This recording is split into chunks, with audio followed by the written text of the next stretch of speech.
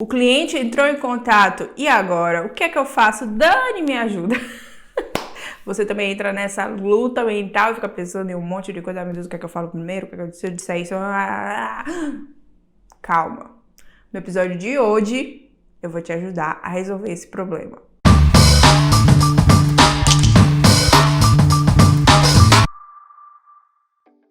Antes de começar a falar quais são os passos, né? O que é que você deve fazer quando o cliente entra em contato com você, eu preciso salientar para você, se você ainda não sabe, a importância de você ter um sisteminha. Sim, eu sou a louca do sistema. Você tem um sistema onde você cadastra todas essas pessoas que entram em contato com você. E aí você pode perguntar assim, mas pra que eu vou fazer isso? Da quantidade de pessoas que entram em contato com você, uma pequena quantidade fecha. Você não fecha todo mundo que fala com você. E essa pequena quantidade é a taxa de conversão. Só que a gente só consegue saber qual é esse número se a gente tiver o total de pessoas que entraram em contato com você. E por que é importante você saber a sua taxa de conversão? Porque se ela estiver muito baixa, você pode bolar planos, né? Dependendo aí do nível e da quantidade de pessoas que estiver entrando em contato com você. Então, quanto mais pessoas entrarem em contato com você, maior a possibilidade de você fechar trabalhos. Então, você sabendo exatamente como é que está a sua taxa de conversão, você vai poder bolar planos de prospecção. Então, vamos supor que você está fechando pouco, está dando muito trabalho fechar trabalho. Isso pode ser um forte indicativo que tem pouca gente entrando em contato com você. Então, você vai bolar um plano para que você tenha mais visibilidade, que mais pessoas encontrem você, e aí você vai ter mais pedido de orçamento e aí mais possibilidade de fechar trabalhos. Então vamos lá. A primeira coisa que você vai fazer quando um cliente chegar, né, mandar uma mensagem para você, entrar em contato com você através do seu site, qualquer coisa, é a parte de primeiro contato, que é a parte de qualificação. Então, o que é qualificação? Você vai qualificar esse lead. Lead, que a gente gosta de chamar, é cliente em potencial, porque ele não é cliente, mas ele é uma pessoa que está ali interessada, né? É um termo de marketing que o pessoal gosta muito de usar. Você pode chamar tanto de cliente potencial como de lead. E aí a gente vai qualificar esse lead, né? Então a gente vai qualificar para ver se ele realmente está interessado, se ele está... E aí a gente usa alguns níveis de aquecimento, né? Se ele está frio, quer dizer que ele está totalmente desinteressado ou a possibilidade de fechar é muito baixa. Se ele está morno, pode ser, não pode não ser, morno. E se ele tá quente, né? E aí, se ele estiver quente, é um bom indicativo, que quer dizer que ele pode realmente fechar o negócio. E como é que você faz essa qualificação? Você pode fazer de duas maneiras, tá? Eu vou falar das maneiras que eu fiz, porque eu sei que muita gente, quando tá conversando, tem medo de dar média de valor. Quando eu comecei, eu qualificava a pessoa conversando com ela. Eu ia conversando. Quando eu via que era uma pessoa que não tinha muito interesse em conversar, não respondia as coisas que eu falava direito, demorava muito para responder, e nossa, era um sofrimento para conseguir conversar com aquela pessoa, eu já meio que descartava, porque por mais que eu estivesse conversando, eu ia ter dificuldade, ia perder muito tempo com aquela pessoa ali, se eu podia estar correndo atrás de outros clientes. Então, eu meio que já descartava pela falta de desinteresse em conversar. Eu não ficava insistindo, entendeu? Eu mandava mensagem e tal, mas eu não insistia. Hoje em dia, eu não qualifico o lead mais dessa maneira, porque depois de um tempo, você começa a pegar o feeling, você começa a identificar quais são os tipos de cliente que entra em contato com você. Então você sabe quando é um cliente que entra por preço, que entra em contato com você por causa de preço, um cliente que entra em contato porque ele realmente está querendo saber ali do seu trabalho e tal, mas ele não tem certeza se ele vai fechar, e o cliente que entra em contato para fechar. Você já consegue identificar pela conversa que ele faz com você. Então, a partir daí, quando eu começo a conversar com a pessoa, conversas breves e tal, para já tentar identificar qual desses três ela é. E aí, a partir daí, sendo qual for, eu já descarto se for um lead frio, que eu vejo que não vai fechar, eu não perco meu tempo, eu não mando proposta. E aí, o corte, a peneira, eu passo falando a minha média de valor. Por quê? Porque eu já sei, vamos supor, né? Vamos dar um exemplo aqui, que eu não pego identidade visual por menos de R$2.000, vamos supor. Então, se a pessoa disser que não tem R$2.000, não tem por que eu ficar insistindo, conversando com ela. Já descarto, não faço. Se eu não pego por menos de R$2.000, não tem por que eu ficar ali insistindo, não é isso? No seu caso, se você já souber qual é o seu valor mínimo, que você não faz, você fala assim, eu só sento na mesa por esse valor aqui, é o meu valor inicial.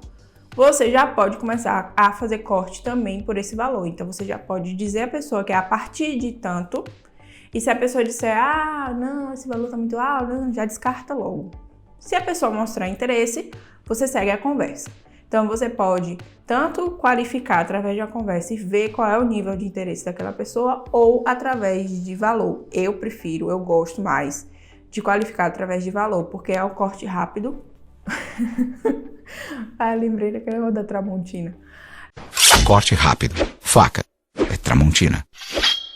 É um corte rápido e você não perde seu tempo. Nem você perde seu tempo, nem a pessoa perde o tempo dela. Entendeu? Então, primeira dica que eu dou é qualificação de lead, assim que a pessoa entra em contato com você. Uma observação que eu sempre gosto de fazer, porque eu sei que tem muita gente que me segue, que me acompanha, que é iniciante, se você se sente seguro para dar média de valor, como eu falei, você pode qualificar por conversa. Mas se ainda assim, você dando a média de valor, você não quer mais, né, falar dos valores certinho e tal, você pode enviar a proposta para a pessoa depois. Mas saiba que se for uma pessoa fria, ela não vai fechar. Você realmente vai estar enviando a proposta ali só para treinar. Eu fiz muito isso no início. Para treinar mesmo, enfim, eu não sabia, né? Como eu falei, não tinha muito conhecimento. Então eu mandava as propostas para quase todo mundo que entrava em contato comigo. Mas depois de um tempo, como eu falei, você vai pegar na prática e você vai ver que você não vai mandar proposta para todo mundo. Porque vai ter gente que você vai dispensar por e-mail ou até no próprio WhatsApp. A segunda etapa, depois que você faz a conversa inicial, né, o primeiro contato, que é a fase de qualificação, você vai marcar a reunião. Porque a reunião é uma outra forma de você qualificar o lead, porque você já vê se a pessoa está realmente interessada. Porque se a pessoa não tem tempo para te falar contigo 15 minutos, é um indicativo assim de que ela talvez não esteja tão interessada, mas isso já não é tão certo assim, porque se ela passou na primeira peneira, pode ser que ela realmente só seja uma pessoa muito ocupada, não tem tempo de fazer reunião e quer resolver pelo WhatsApp mesmo. Aí beleza. Então, tenta marcar a reunião, se esforça para isso, porque é na reunião que você vai se vender. E eu já falei, tem um vídeo aqui no canal, vou ver se eu acerto botar esses cards de YouTube aqui, que você pode assistir, porque lá eu explico tudo sobre reunião, tudo que você deve fazer para conduzir uma boa reunião. Inclusive, eu fiz um manual de boas práticas, onde eu coloco todos os pontos, né, que tá lá no vídeo, com algumas outras dicas para você conduzir uma boa reunião. E aí, nessa reunião, você vai conversar com esse lead e provavelmente você já vai sair de lá com o negócio fechado. A ideia é que você saia dessa reunião com o negócio fechado. Mas se você não sair dessa reunião com o negócio fechado, você vai, assim que terminar essa reunião, mandar a proposta para esse cliente, né? Depois que você conversou com ele, entendeu mais ou menos o que é e tal, aí você vai mandar a proposta para ele. Essa reunião ela pode ser tanto por vídeo como por chamada de voz. Eu geralmente faço pelo próprio WhatsApp, que agora tem aquela opção de chamada de vídeo que você consegue fazer no computador com webcam. Então não precisa de Zoom, essas coisas todas não. Essa primeira reunião é super rapidinha, 15, 20 minutos no máximo, para você realmente conhecer a pessoa. E, como eu falei, se ela realmente quiser fazer com você, ela já tiver um certo interesse em fazer com você, ela não vai se opor a fazer essa reunião. Eu recomendo que você faça essa reunião, porque é uma maneira de você treinar essa questão da venda, que eu sei que é muito difícil no início. Se o cliente não quiser, não puder, estiver na correria, tenta pelo menos os áudios no WhatsApp, porque quando você conversa com o cliente, você ouve o cliente e tal, tem aquela coisa que eu falei da identificação e da conexão. Quando não existe essa conversa, fica muito mais difícil de você fazer a venda. Então, tenta conversar com o cliente, tenta marcar essa reunião, conversar, ouvir, fazer tudo que eu falei lá no vídeo de reunião. E aí, só depois, você manda a proposta. Porém, nessa reunião, você pode, se você quiser, já apresentar a proposta, se você tiver como compartilhar a tela, né, mostrar alguma coisa, ou até mesmo já falar realmente como são os valores, né, dos pacotes que você trabalha. Como eu trabalho com pacotes, eu já informo para a pessoa quais são os valores do que tem cada um e como é o processo. Tudo isso depois de ouvir o cliente falar, tá? Então você pode fazer isso também nessa reunião, porque aí quando você enviar a proposta para o cliente não vai ser nenhuma surpresa. Passo 3 é o envio da proposta. Então, como eu falei anteriormente, a proposta ela não pode chegar para o cliente como uma surpresa. Então, em nenhum momento você deve evitar de falar o valor. Vamos supor que eu conversei com você, né? Mostrei que sou um lead quente, a gente fez a reunião e em nenhum momento você me falou o valor. Eu tô aqui meio sem saber, tá? Então assim, aí quando eu pego no e-mail e recebo, tá lá, pá, R$4.000 eu tomo um susto, porque você não me falou hora nenhuma que o seu valor é R$4.000. Então por isso que eu falo, percam esse medo de falar a média do valor de vocês. Não tem porquê. Porque se a pessoa quiser fazer, e se ela tiver o dinheiro, ela vai fazer com você. Não é você falar o valor que vai fazer com que a pessoa não tenha o dinheiro ou tenha o dinheiro. Se a pessoa tiver o dinheiro, ela vai fazer. Se ela não tiver, ela não vai fazer. E não adianta tentar convencer a pessoa, porque ela não tem, acabou, entendeu? Então, fala a média de valor, porque já facilita muito mais a negociação, já fica tudo mais leve, porque você já sabe que a pessoa tá sabendo. E aí, quando você manda a proposta, ela recebe a proposta, ela já sabe o que ela vai ver lá, ela só vai ler, confirmar os processos, ver direitinho, e aí entrar em contato com você para fechar, ou vai sumir ou não, né? Ai, que tristeza, gente. Quando a pessoa some é muito triste. Eu recomendo que o envio da proposta seja feito através de e-mail, tá? Eu geralmente não envio proposta por WhatsApp, só se o cliente falar assim, não, por favor, que eu não olho e-mail. Aí eu mando, mas geralmente eu mando tudo por e-mail, porque isso tudo é documentação, tá? Outra coisa, no e-mail é muito mais fácil da pessoa achar se ela precisar, porque é só você digitar lá na busca, nos e-mails recebidos, tá? É muito mais fácil de encontrar o que já foi enviado. No WhatsApp você começa a chegar aquelas conversas que você perde. Então, manda a proposta por e-mail, porque também é mais profissional. E agora a gente vai para a fase 4, né, que é a fase do temido follow-up, que eu falei anteriormente, que às vezes o cliente some. Mas, na verdade, se você fizer todas as etapas anteriores da maneira correta, você tiver feito uma boa reunião, você tiver acertado, né, na parte de se vender, gerou conexão, fez tudo aquilo que eu falei lá na questão da reunião, do vídeo de reunião, pode ter certeza que as chances são altíssimas de você fechar e pode ser que você não precise fazer o follow-up porque a própria pessoa vai entrar em contato com você para fechar, você não vai precisar ir atrás dela. Então, a melhor coisa é quando você faz as primeiras fases da maneira correta, porque aí você evita essa parte de follow-up, a pessoa realmente vai atrás de você, fala, olha, quero fechar, vamos fechar. É a melhor mensagem que você recebe. Você espera 1-2 dias, né, que é o tempo que você mandou a proposta por e-mail, a própria pessoa já entra em contato com você.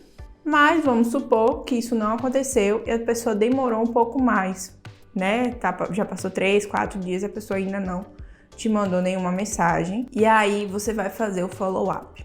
Lá no meu Instagram, às vezes, quando eu abro caixinha de pergunta, muitos de vocês perguntam assim, quanto tempo eu espero para fazer o follow-up? São 5 dias, são 10 dias, são 15 dias. Eu acho que isso depende do cliente, você tem que observar o cliente, porque você vai perceber quando você estiver conversando com esse cliente, se ele é uma pessoa que é muito corrida, se ele é uma pessoa que tem a tendência a se passar em algumas coisas. Essas coisas todas você consegue perceber quando você conversa com a pessoa. Então, se for uma pessoa que você percebe uma certa organização nela, ela não vai ter problema, ela vai entrar em contato contigo na hora que ela achar que deve. Então, pode ser que você possa esperar um pouco mais para ver se essa pessoa entra em contato com você. Agora, se for uma pessoa que você vê que é meio desorganizada, que é meio corrida, que talvez seja interessante fazer o follow-up antes, porque pode ser que ela simplesmente esqueceu. Tem gente que é assim, esquece mesmo, esquece de olhar a proposta, esquece de preencher as coisas, então você faz o follow-up um pouquinho antes, só para dar aquela lembradazinha na pessoa. E aí, só para não te deixar sem prazo nenhum, você pode esperar de 3 a 5 dias para mandar a primeira mensagem após o envio da proposta, né? E aí você avalia que tipo de cliente é, você aguarda de 3 a 5 dias. Normalmente eu não mando mensagem no final de semana, então eu sempre mando segunda ou terça. Eu não gosto de mandar mensagem nem dia de quarta, nem dia de sexta. Sexta, especialmente, é um dia péssimo, porque tá iniciando o final de semana, a pessoa não quer mais olhar o WhatsApp, não quer ver mais coisas de trabalho. Então, evita mandar mensagem quinta e sexta. Quarta-feira é um dia meio esquisito, assim, no meio da semana, meio morto. Eu já reparei que as pessoas não respondem muito bem. Então, tenta mandar sempre na segunda ou na terça, início da semana que a pessoa tá ligada em trabalho, resolvendo coisa. E de 3 a 5 dias para o primeiro follow-up. Se depois desses 3 a 5 dias a pessoa ainda não te responder, não entrar em contato contigo, eu normalmente não gosto muito de insistir, eu tendo a não falar com a pessoa de novo, dependendo da pessoa. Se eu ver que é um cliente que costuma esquecer as coisas, eu posso até falar, mas se eu ver que é uma pessoa que é organizada, às vezes ela tá online ali já há vários dias, viu meu mensagem, mas não me respondeu, eu normalmente não vou muito atrás. Então, por isso que eu tô falando que isso depende de cada cliente. Mas você pode fazer um novo e último follow-up faltando 7 dias. Tipo assim, 7 dias. Você fez né? Fez o follow-up 3, 5 dias. Aí espera mais 7, faz o último. Se depois desse a pessoa não responder, não falar nada, pode esquecer que essa pessoa não vai fechar o negócio com você. Não adianta insistir, como eu falei, venda, não adianta ficar insistindo, empurrando as coisas nas pessoas. Então, faz o último depois de 7 dias e já pode marcar a pessoa lá no seu sisteminha como um lead perdido, que a pessoa não vai voltar. Se por algum motivo, algum milagre de Deus, ela voltar depois de um tempo e você ainda estiver interessado em fazer o projeto com ela, aí você fecha. Se não, responde, ó, muito obrigada, eu não tenho mais disponibilidade. Acabou, fim de papo. E depois do follow-up, né? Depois que vamos assumir aqui que deu tudo certo, que o cliente quer fechar com você, você vai iniciar a fase de agendamento, que a gente chama de agendamento, mas eu gosto de chamar de onboarding, que é como o pessoal da gringa chama, que é o processo de onboarding, né? Que é você trazer o cliente para dentro do barco, ou alguma coisa nesse sentido, assim. O processo de entrada, né, do cliente. Então, você faz essa parte de agendamento e aí você pode usar aquele formulário de cadastro do cliente. O cliente disse assim, vou fechar com você. Aí você fala assim, ah, que maravilha, agradece e tal. E fala, então, vou precisar que você faça um cadastro de cliente comigo. E aí você manda o link do formulário para que esse cliente comece a preencher esses dados que você vai precisar para fazer o contrato. Esse formulário de cadastro de cliente eu ensinei, vamos ver se eu acerto botar esses cards aqui, no primeiro vídeo do Dani Explica, que foi o piloto, que eu fiz o primeiro tutorial que eu fiz, e lá eu explico direitinho como fazer esse formulário de cadastro de cliente. Você manda, aí você vai receber todas as informações no seu e-mail, você monta o contratinho, manda o contrato através da plataforma digital para assinatura digital, já fecha logo, já informa que precisa ser feito o pagamento da entrada, tá? Que o projeto ele só é iniciado após o pagamento da entrada, e aí já inicia todo esse processo de agendamento do cliente para dar início ao projeto. Então eu não vou entrar muito nessa parte agora de onboarding, de agendamento, de trazer o cliente para dentro do barco. Não sei de onde foi que eu tirei isso.